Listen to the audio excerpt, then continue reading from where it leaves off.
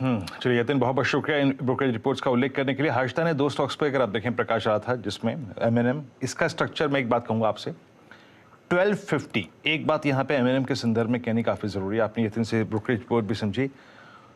MNM का एक dream breakout आया था in the month of March, 24 मार्च को, जब ये सारे एवरेजेस के ऊपर आके ट्रेड करने लगा था। 24 मार्च के बाद ये 1 2 3 नहीं 1 2 सेकेंड इंस्टेंस है जब ये स्टॉक अपने 50 डे एक्सपोनेंशियल मूविंग एवरेज तक रिट्रेस होकर आया है। मैं यहाँ पे जो हॉट स्टॉक्स की श्रेणी है एमएनएम से शुरुआत करता हूँ।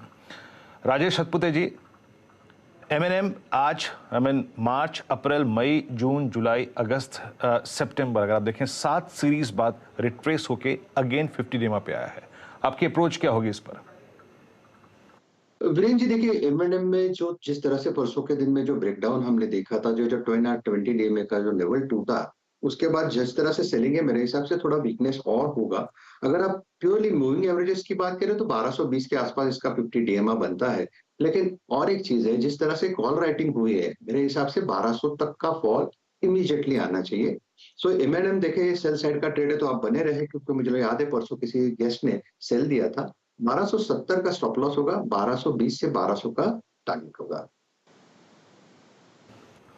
ओके, एमएनएम पे आपका देखिए। हॉट स्टॉक्स की श्रेणी में कुछ स्टॉक्स का और जिक्र करना चाहूंगा यहाँ पे मैं। देखिए डिफेंस स्पेस में जब हर्षिता बातचीत कर रही थी तो उसमें स्ट्रॉन्ग प्लेसमेंट एक बीएल की थी, मतलब रिट्रेस अगर आप देखें 10 डे तक हुआ था। एचएल में काफी शॉर्टिंग हुई थी, याद रखिएगा। और एक भारत डायनेमिक्स, सबसे स्ट्रॉन्ग चार्ट यही है, तो मैं बीएल को भी यहाँ पे शामिल नहीं कर रहा हूँ क्योंकि डिस्कशन ऑलरेडी हो चुका है।